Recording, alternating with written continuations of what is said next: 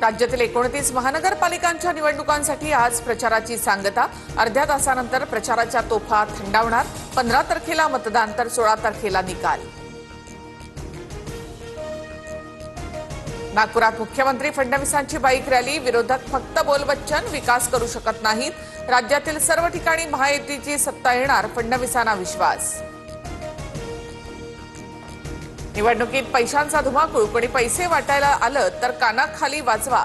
चुकाल तर मुंबईला मुकाल। शाखा भेटीत उद्धव ठाकरेंकडनं मतदारांना साथ। राज ठाकरे यांचा पुण्यामध्ये प्रचार दौरा। मनसेच्या रॅली मार्गात भाजपचा सभा मंडप। दोन्ही कार्यकर्ते आमने सामने।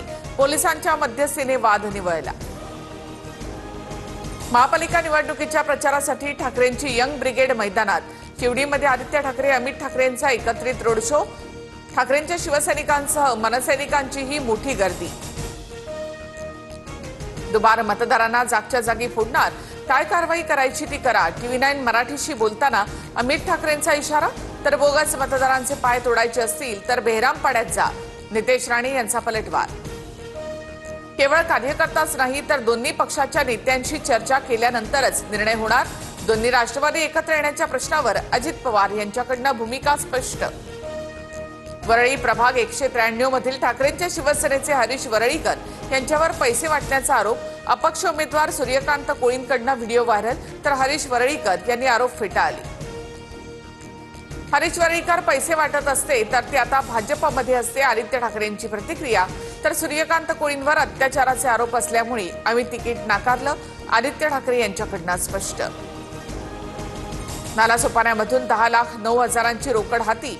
दुचाकीवरून पाकिट आणि प्लास्टिकच्या पिशव्यांमध्ये पैसे घेऊन जाताना रंगेहात पकडलं। दोघे पोलिसांच्या ताब्यात। डोंबिवलीमध्ये पैसे वाटपाच्या आरोपावरून भाजप आणि शिंदेच्या शिवसेना कार्यकर्त्यांची हाणामारी। भाजप कार्यकर्त्यावर कोयत्यानं हल्ला झाल्याचा आरोप। आरोपींच्या अटकेसाठी भाजप पदाधिकाऱ्यांचा मूक मोर्चा।